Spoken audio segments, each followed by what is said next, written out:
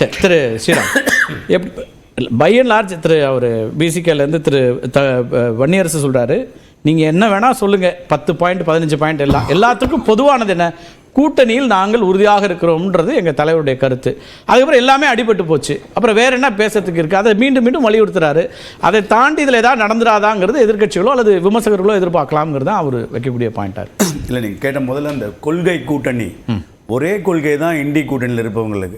பாஜகவை ஒன்னா இருந்தால்தான் நம்மளால வின் பண்ண முடியும். பாஜக எதிர்ப்பு அவங்களே வெளிப்படையாக சொல்றது. தனித்திருந்தால் நான் இந்தியா கூட்டணின்னு பேசுறேன், தமிழ்நாடு மட்டும் பேசல. இந்தியா கூட்டணியுடைய கொள்கையா தானே என்பது அந்த ஒரு கொள்கையை தவிர வேற எந்த கொள்கையும் பெருசா மாற்று கருத்தே இல்லை. அவங்க மோடி எதிர்ப்பு பிஜேபி எதிர்ப்பு தான் ஒற்றை புள்ளின்னு தான் சொல்லி இணைஞ்சிருக்காங்க. அந்த கொள்கை எப்பவுமே தானே இருக்கு. அந்த கொள்கை இன்னைக்கு திருப்பி ரீஎட்ரேட் பண்றதுக்கு காரணம் உங்களுக்கு விசிகே நம்ம அந்த கூட்டணி விட்டு வெளியில போகுமான்ற ஒரு பயம், ஒரு அச்சுறுத்தல் உங்களுக்கு ஃபீல் பண்றதுனால அதை நீங்க இன்டைரக்டா நீங்க வந்து திருப்பி இன்சிஸ்ட் பண்றீங்க. போயிடாதீங்க, நம்ம நீங்க போயிட்டீங்கன்னா டைரக்டா தானே சொல்லியிருக்காரு கொள்கை கூட்டணி. அதான் அந்த ஒரு கொள்கைக்காக தான், அதுதான் அந்த மீனிங்கே தவிர தொண்டர்களுக்கு மட்டும் இல்லைன்னு தான் நான் சொல்லுவேன். இன்னைக்கு இருக்கக்கூடிய அரசியல் சூழலுக்காக தான், அதுக்காக தான் சொல்ல. எனக்கு என்னன்னா ஒரு கூட்டாட்சி தத்துவத்தை பத்தி பேசுறவங்க, அதுவும் இந்தி கூட்டணியில எல்லாரும் பேசுறவங்க கூட்டாட்சி தத்துவம். இன்ஃபேக்ட் பாசிச பாஜகம்னு திருமாவளவனோ வன்னியரசு அவர்களோ திருப்பி சொல்றவங்க அதே பாஜகவை தான் எக்ஸாம்பிளா காட்டினாங்க. பாருங்க பாஜக பாருங்க தனித்து பெரும்பான்மை வந்தா கூட கூட்டணி கட்சிகளுக்கும் வந்து ஆட்சி அதிகாரம் தராங்க, அந்த மாதிரி இருக்கணும்னு. ஸோ அதுக்கு கூட உங்களுக்கு பாஜக தான் உங்களுக்கு எக்ஸாம்பிள் வருது. நீங்க கேக்குறதுல என்னங்க தப்பு? அதுல என்ன தப்பு? அது கரெக்ட் தானே.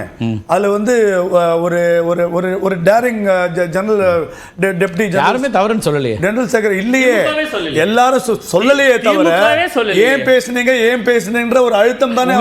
சுட்டி காட்டுறேன், செல்லூர் ராஜு தான் கூட்டணி ஆட்சிக்கு இடமில்லைன்னு சொன்னாங்க. நாங்க அதை கூட சொல்லலையே.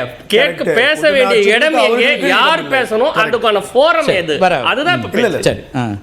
அதுக்கு அந்த கட்சி டிசைட் பண்ணுவாங்க. அந்த கட்சியில நீங்க அவர் மேல நீங்க வந்து நீங்க ஆக்ஷன் எடுக்கணும்னு சொன்னீங்கன்னா அப்ப நீங்க என்ன பிரஷர் போடுறீங்க? அவர் அப்படி அவருக்கான உரிமை. நீங்க இளைஞர்கள் அந்த மாதிரி பேசக்கூடாது, எல்லா கட்சிக்கும் பொருந்துமா? பெரியவர்கள் வழிவிடணும், இளைஞர்கள் முன்னாடி வரணும்னு ஒரு கட்சிக்கு நீங்க எல்லாரும் நீங்க சொல்றீங்க. அது இன்னொரு கட்சி இளைஞர் பேசினா மட்டும் இளைஞர்கள் எல்லாம் பின்னாடி ஃபாலோ பண்ணும், முதியவர்கள் தான் முன்னாடி போகணும். ஏன் மாத்துறீங்க? எல்லா ஆஸ்பெக்டும் எல்லாம் இருக்கு. என்ன சொல்ல வரேன்னா, இல்ல நீங்க சொல்ற கரெக்ட். என்னன்னா ஒரு பெரிய வேறுபாடு என்ன பார்க்குறாங்கன்னா, இதுவரைக்கும் விசிகேனா கடுமையான கசப்புணர்வோடு இருந்த உங்களை போன்றவர்களா திடீர்னு விசிகேல இருக்கிற ஒருத்தரை பாராட்டி புகழ்ந்து சரியான முறையில் இருக்கிறார்னு சொல்லும்போது சரியா இருக்காரா இல்லையான்னு ஒரு கேள்வி அவங்களுக்குள்ளே வருது. அவங்களுக்கு நான் கண்ணாடியை காட்டுறோம். நீங்க வந்து கூட்டாட்சி தத்துவம்ன்றீங்க, சமூக நீதினு ஒரு கூட்டணியில் இருக்கீங்க, உங்களை அப்படியே தூக்கி வச்சு நிக்கிறாங்கன்னு சொல்றீங்களே, பாருங்க உங்களுடைய இடம் இதான்னு அவங்க கண்ணாடியில காட்டுறாங்க, அதை நீங்க புரிஞ்சுக்கோன்னு சொல்றோம். வேற எதுவும் இல்லை. அவர்களுக்கான கம்ப்ளீட் உரிமை, அவர்கள் எங்க இருந்தாலும் இருக்கட்டும். ஆனால் ஒரு ஆதன் அர்ஜுன் அவர்கள் ரொம்ப கிளியரா பல விஷயம் பேசிருக்க. அப்படி சும்மா என்னமோ கூட்டணி ஆட்சின்னு மட்டும் இல்ல, நார்த் தமிழ்நாடுல நாங்கள் இல்லாமல் அவர்களால் வின் பண்ண முடியாதுன்னு பேசியிருக்காரு. அமைச்சர்களாக நாங்கள் இருந்தால் பாஜக உங்களுக்கு வந்து உள்ள வந்துருமா, அதனால என்ன ஆயிடும் கேட்டிருக்காரு. ரொம்ப கிளியரா காமன் மினிமம் ப்ரோக்ராம் எல்லாம் தான் கேட்டிருக்காரு. திருமாவளவன் பல விஷயம் பேசுறாரு, எதையாவது கன்சிடர் பண்றீங்களா? ஆதவர்ஜுனா பேசினாருன்னு பல விஷயங்களை பட்டியல் போட்டு இதெல்லாம் சரியா இருக்குன்றீங்க. திருமாவளவன் அவர்கள் சனாதனத்தை பத்தி நிறைய சொல்றாரு, பல்வேறு அம்சத்தை சொல்றாரு. அண்ணாமலை கட்சி முடிவு அவர் தானே, மேலிடத்துல இல்ல அனுமதி இல்லாம மாநில தலைவர் அதே அதுல மாற்று கருத்தே இல்ல. அதுதான் தமிழ்மணி அவர்கள் கேட்டாரு, அதுல மாற்று கருத்து இல்ல. நிச்சயமாக அவருக்கு தெரியும், திருமாவளவன் அவர்களுக்கு நன்றாக தெரியும் ஆதன் அர்ஜுன் இதை பேசுவார் என்று. அது ஒரு டெஸ்டிங் வாட்டர்ஸ். இதை சொன்னா எப்படி இருக்கு ரியாக்ஷன்? நிச்சயமாக அதுல மாற்று கருத்து இல்ல. அவர்கள் ஆட்சி அதிகாரத்தை விரும்புவதிலும் மாற்று கருத்து இல்லை. ஆனால் இந்த மாதிரி அட்லீஸ்ட் பேச ஆரம்பிச்சிருக்காங்கன்றதுல ஒரு நிச்சயமான ஒரு பாராட்டு நம்ம அதை சொல்லணும். அடிமை கூட்டணியின் மிச்சவங்களை சொல்லிட்டு அடிமையாக இல்லாமல் தாங்கள், அது இப்போ இந்த மூமெண்ட் வரைக்கும் அவர் சொன்னது, இதுக்கு நாங்க உடனே ரியாக்ட் பண்ணுன்ற நீங்க எதிர்பார்க்காதீங்க. அதுக்கு என்ன meaning? we are not at you, you are not your slave. அதே மாதிரி இன்னைக்கு வன்னியரசு இங்க உட்கார்ந்து எங்களுடைய கொள்கை ஆட்சி அதிகாரம் ஜனநாயக முறைப்படி பேசி முடிவெடுப்போம்னு சொன்னதை நீங்க வந்து உங்க பொருள்ல நீங்க அதுக்கான ஒரு பொருளுரை சொல்லலாம். என்னோட பொருள் தான். நான் அப்படி என்ன எல்லாரும் பாஜக அவங்க பொருளை பாக்குறாங்க இல்லையா?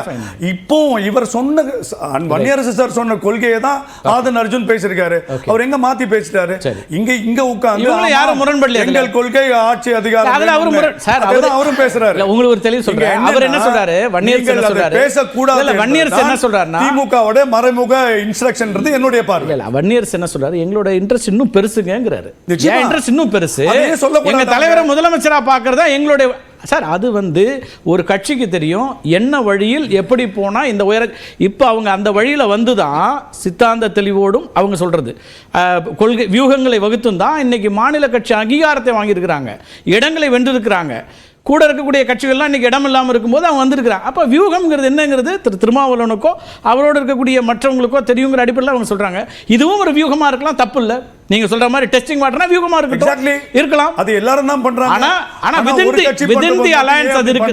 நம்ம கேக்குறோம். என்ன கேள்வி இருக்குன்னா அது இந்த கட்சிக்கும் பொருந்துமா பொருந்தாதா? நீங்க ஒத்துக்கிட்டது கரெக்ட். நான் என்ன சொல்றேன்னா within the alliance தனக்கு வேண்டியதை கேட்டு பெறக்கூடிய இடத்துல அழுத புள்ள தான் பால் குடிக்கணும்னு கேட்கலாம். வெளியில போய் கேட்க போறாரா உள்ள இருந்து கேட்கறாராங்கிறது நீங்க கேள்வி. நீங்க எல்லாம் வெளியில வந்து கேட்க போறாருன்றீங்க. அவர் நாங்க இங்க தான் இருக்கோம்ங்கறாரு. ஆதவ் அர்ஜுன் சொல்றது இனிமே நீங்க கொடுத்து நான் வாங்குற இடத்துல இல்லன்றது ரொம்ப கிளியரா சொல்றாரு. அப்படியா இருந்தா என்ன? சோ அங்க எங்களை சமமாக நீங்க ட்ரீட் பண்றது இல்லன்றதுக்கான சமிக்கையை ஸ்ட்ரைட்டா சொல்றாரு. சோ இதனால இங்க இருக்கு அங்க உள்ள ஃபிரிக்ஷன்ஸ் இருக்கத்தான் இருக்கு. நிச்சயமாக அது அவ்வளவு சீக்கிரம் இப்ப முடியும்ன்றது என்னுடைய எதிர்பார்ப்பு இல்லை. அவர்களுடைய வளர்ச்சியை அவர்கள் எதிர்பார்ப்பதும் தவறு இல்லை என்பது என்னுடைய பாயிண்ட். அது தவறு இல்லைங்கிறதுல ஒன்றும் மாற்று திருவண்ணி வட மாவட்டங்களில் மட்டும் அப்படிங்கிறத சொல்லி சொல்கிறாரு. திமுக வந்து வட மாவட்டங்களில் விடுதலை சிறுத்தைகள் இல்லைன்னா வெற்றி பெற முடியாது அப்படிங்கிறது தான் வந்து ரொம்ப உற்சாகமாக வரவேற்று வந்து அவர் வந்து சொல்கிறாரு. ஒரு கூட்டணி அப்படின்னா எல்லாருமே அந்த கூட்டணியில் இருக்கிறோம். இடதுசாரிகள் இருக்கிறோம். இடதுசாரிகள் வெற்றியில் விடுதலை சிறுத்தைகளுக்கும் பங்கு இருக்குது. விடுதலை சிறுத்தைகளுடைய வெற்றியில் இடதுசாரிகளுக்கும் பங்கு இருக்குது. அதே போல் திராவிட முன்னேற்ற கழகத்தினுடைய வெற்றியில் விடுதலை சிறுத்தைகளுக்கும் பங்கு இருக்குது, திமுகவுக்கும் பங்கு இருக்குது. ஒரு கூட்டணியில் நீங்கள் வந்து இருக்கு. இப்போ சிதம்பரத்தில் எங்களுடைய தலைவர் அவர் வெற்றி பெற்றிருக்கிறாருன்னா வெறும் விடுதலை சிறுத்தைகள் வாக்கு மட்டும் இல்லை, கூட்டணி வாக்கு திமுக வாக்கு எல்லாம். காங்கிரஸ் விழுப்புரத்தில் வந்து அறிஞர் ரவிக்குமார் அவர்கள் வெற்றி பெற்றிருக்கிறார், வெறும் விடுதலை சிறுத்தைகள் வாக்கு மட்டும் இல்லை. அதே போல் திமுக ஒரு இடத்துல வெற்றி பெற்றிருக்குன்னா அது திமுக வாக்குகள் மட்டும். இந்த ரியாலிட்டியோட தான் நாங்கள் ட்ராவல் பண்ணுறோம். எல்லாரும் ஒன்று சேர்ந்து தான் இந்த வெற்றி. அதனால தான் நீங்கள் கூட்டணி வைக்கிறாங்க.